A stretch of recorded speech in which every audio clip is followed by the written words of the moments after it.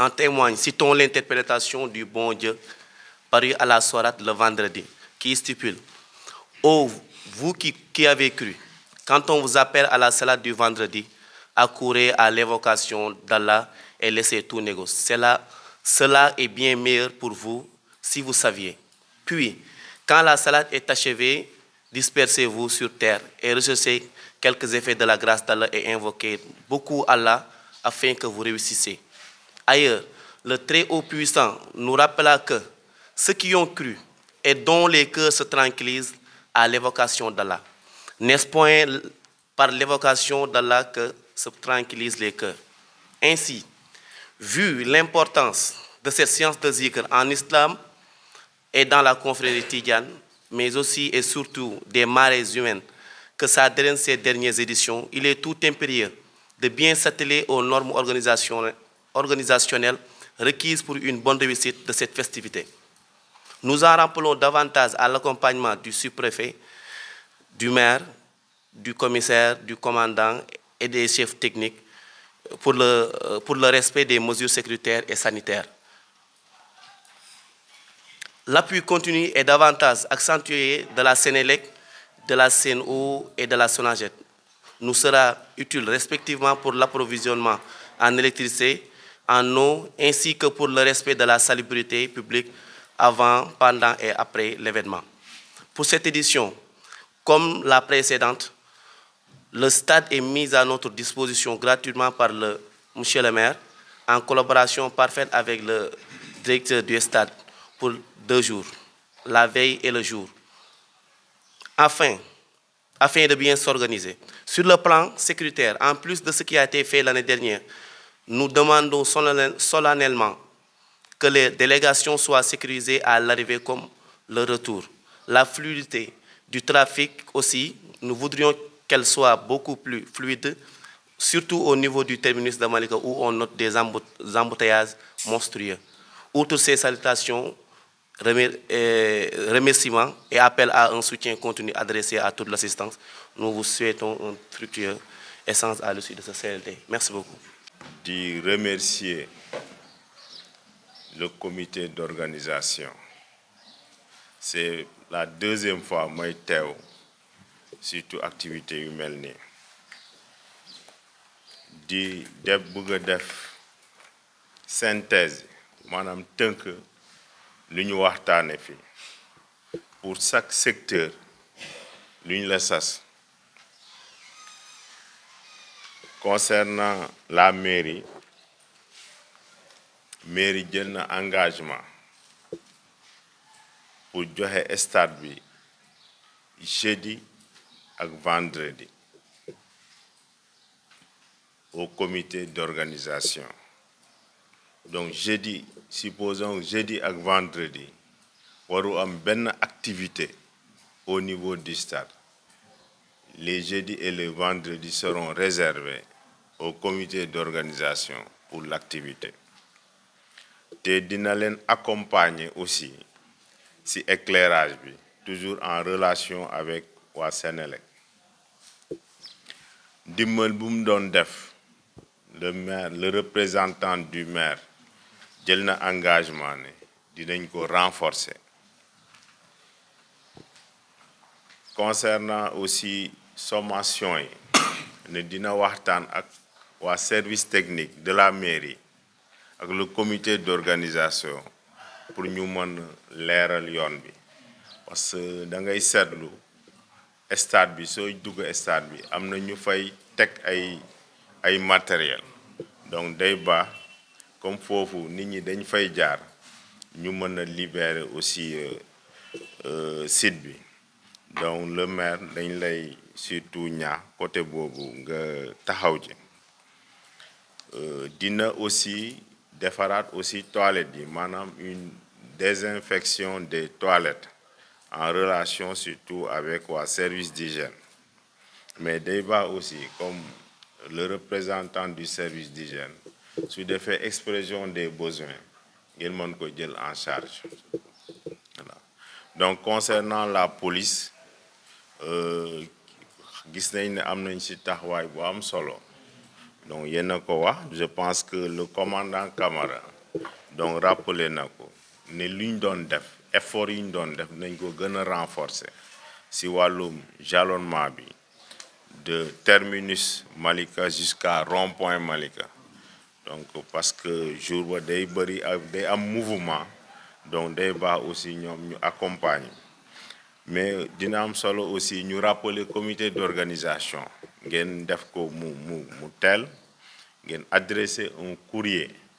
surtout à ses supérieurs pour que ñu mën leen jox ay barrières soxla ngeen 100 barrières ak 50 éléments de la police renfort bi jóge GMI comme ça ñu mën ñu accompagner ci bés bi donc ngeen taxaw ci si wàllum hygiène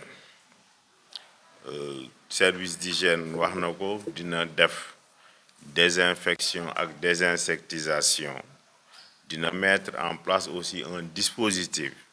de lavage des mains mais yooyu yëpp pour mu mën a am il faut aussi ñu quantifier les besoins ñu jëbal ko la mairie pour ñu mën a surtout procéder au traitement donc côté boobu na ngeen ci liggéey mairie ak service d'hygiène nan ngeen ci taxawee côté santé aussi représentant MCD wax na ko dina jour ba dina am une équipe médicale équipe boo xam ne aussi dina ànd ak ambulance préposée pour que si fu ñuy jullee ak stade bi ñu mën a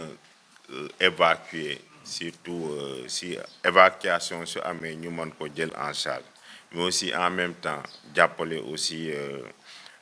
ñiy ñëw si bés bi sapeur pompier aussi teew na fi parce que poste de santé moo poste d'incendie bu nekk et de secours bu nekk Kër Massar ñu présenté leen ko lii donc pour vous dire que ren la fi ñëw donc CDD bu daaw ñoom pense ñëwuñu woon ren gis ngeen leen donc ren dañ leen convier parce que xam nañ ne foo xam ne day am mouvement ñoom vraiment ñoom seen liggéey affaire secourisme mën nañu jàppale surtout population comme nu mu ko waxee yu mel nii da ngeen il faut que mu soxla ambulance il faut que mu soxla personnel te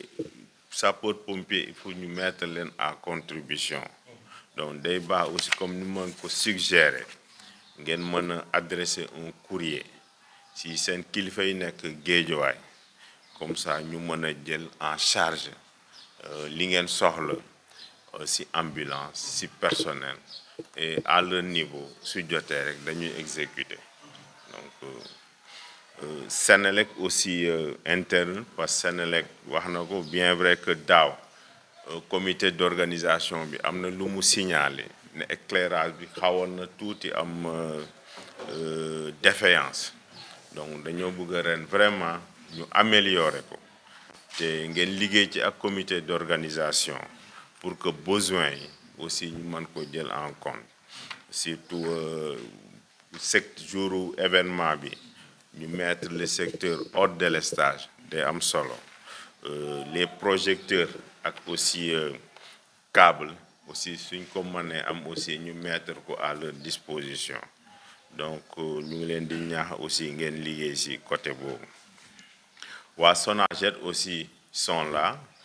Sonaged ñu am taxawaay donc jël nañu engagement que nañ démarrer liggéey bi à partir du mercredi ba samedi pour vous dire que avant pendant et après pour ñu mën a nettoyer surtout site bi baax na avant ñuy tàmbali mu set mais suñu paree aussi vraiment ñu setal surtout gox bi te di leen xamal ne aussi ñoom jël nañu seen engagement aussi ne nañu def mettre à disposition des bacs surtout d'hygiène te aussi ñu ngi koy xaar CPRS muy monsieur Ndoye aussi comme waa sapeur pompier ñoom ren lañ fi ñëw donc